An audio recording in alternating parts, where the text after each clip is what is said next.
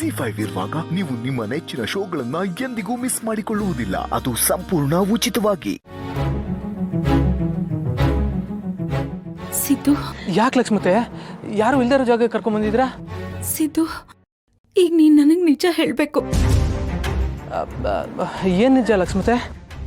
ನೀನ್ ಉತ್ಸವಕ್ಕೆ ಬಂದಿದ್ದೆ ತಾನೆ, ಭಾವನನ್ ಜೊತೆ ಮಾತಾಡ್ದೆ ತಾನೆ, ಅವಳು ನಿನ್ನ ಹತ್ರ ನಗ್ನಗ್ತಾ ಮಾತಾಡಿದ್ಲು ತಾನೆ, ನಿಜ ಹೇಳು ಸಿದ್ದು. ಇದೇನಪ್ಪ ಲಕ್ಷ್ಮತೆ ಹೀಗೆ ಕೇಳ್ತಿದ್ದಾರೆ?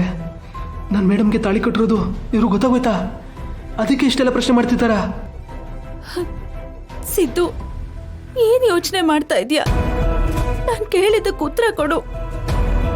ನೀನ್ ಹೀಗ್ ನಡ್ಕೊಂಡ್ರೆ ನನ್ಗೆ ಅನುಮಾನ ಬರುತ್ತೆ. ಅಯ್ಯೋ ಇಲ್ಲ ಲಕ್ಷ್ಮತೆ, ಅವ್ರನ್ನಂತವ ಚೆನ್ನಾಗಿ ಮಾತಾಡಿದ್ರು, ಆದ್ರೆ ಯಾಕೆ ಹಿಂಗೆ ಕೇಳ್ತಿದ್ದೀರಾ? ಏನಾಯ್ತು? ಸಿದ್ದು, ದೊಡ್ಡ ಅನಾಹುತ ಆಗೋಗಿದೆ.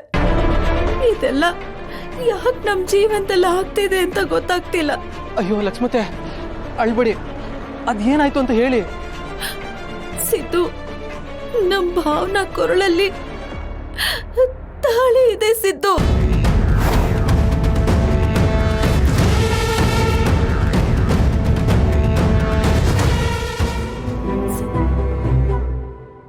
ಲಕ್ಷ್ಮತೆ ಸ್ವಲ್ಪ ಸಮಾಧಾನ ಮಾಡ್ಕೊಳ್ಳಿ. ಹೇಗಪ್ಪ ಸಮಾಧಾನ ಮಾಡ್ಕೊಳ್ಳಿ? ಮಗಳಿಗೆ ಇಂಥ ಪರಿಸ್ಥಿತಿ ಬಂದಿದೆ ಅಂತ ಗೊತ್ತಾದ್ಮೇಲೂ ಹೆತ್ತ ಕರಳು ಹೇಗಪ್ಪ ಸಮಾಧಾನವಾಗಿರತ್ತೆ? ನೋಡು, ನನ್ಗೆ ನಿನ್ನಿಂದ ಒಂದು ಸಹಾಯ ಆಗ್ಬೇಕಪ್ಪ. ನನ್ನ ಮಗಳ ಕೊರಳಿಗೆ ಯಾರು ತಾಳಿ ಕಟ್ಟಿದ್ರು ಅನ್ನೋದನ್ನ ತಿಳ್ಕೊಂಡು ನನಗ್ ನೀನೇ ಹೇಳ್ಬೇಕಪ್ಪ. ಅದಕ್ಕೆ ನೀನೇ ಸರಿಯಾದ ವ್ಯಕ್ತಿ. ಲಕ್ಷ್ಮತೆ ಅದು ಇನ್ನ ನಾವಂತೂ ಅವಳನ್ನ ಕೇಳೋಕ್ಕಾಗಲ್ಲ. ಅದಕ್ಕೆ ನೀನೇ ಅವಳನ್ನ ಕೇಳ್ಬೇಕು. ಅವನ್ ಯಾರು, ಅವನ್ ಎಲ್ಲಿದ್ದಾನೆ, ಅವ್ರ ಸಂಬಂಧ ಹೇಗಿದೆ ಅಂತ ನನಗೆಲ್ಲ ಗೊತ್ತಾಗ್ಬೇಕಪ್ಪ. ನಿನ್ ಕೈ ಮುಗಿದ್ ಕೇಳ್ಕೊತೀನಿ, ಇದೊಂದು ಕೆಲ್ಸ ಮಾಡ್ಕೊಡು ಸಿದ್ದು. ನೋಡು, ಈ ಕೆಲ್ಸ ಮಾಡ್ಕೊಡ್ತೀನಿ ಅಂತ ಮಾತ್ಕೊಡು.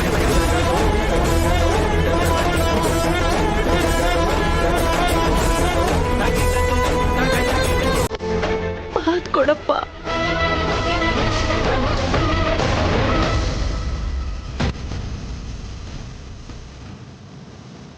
ಸರಿ ಲಕ್ಷ್ಮತೆ, ಏನಾಗಿದೆ, ಅವ್ನು ಯಾರು ಅನ್ನೋದು ತಿಳ್ಕೊಂಡು ನಿಮ್ಗೆ ಹೇಳ್ತೀನಿ. ನಿನ್ನ ಮೇಲೆ ನನಗೆ ತುಂಬಾ ನಂಬಿಕೆ ಇದೆ ಸಿದ್ದು. ನಾನ್ ಕಷ್ಟದಲ್ಲಿರುವಾಗೆಲ್ಲ ನೀನೇ ಸಹಾಯ ಮಾಡಿದ್ಯಾ. ಹಾಗೆ ಇದೊಂದು ಸಹಾಯ ಮಾಡಿ ಪುಣ್ಯ ಕಟ್ಕೊಳಪ್ಪ. ಆದಷ್ಟು ಬೇಗ ಈ ಕೆಲಸ ಮಾಡ್ಕೊಡು ಸಿದ್ದು. ನೋಡು, ಈ ವಿಷಯ ಯಾರಿಗೂ ಗೊತ್ತಾಗ್ಬಾರ್ದು. ಯಾರ ಹತ್ರನೂ ನೀನೇನು ಹೇಳ್ಬೇಡ. ನಾನಿನ್ ಬರ್ತೀನಿ, ಮರ್ತು ಬಿಡ್ಬೇಡ. ZEE5 ಆಪ್ ಡೌನ್ಲೋಡ್ ಮಾಡಿ ಎಲ್ಲಾ ಸಂಚಿಕೆಗಳನ್ನು ಸಂಪೂರ್ಣ ಉಚಿತವಾಗಿ ನೋಡಿ.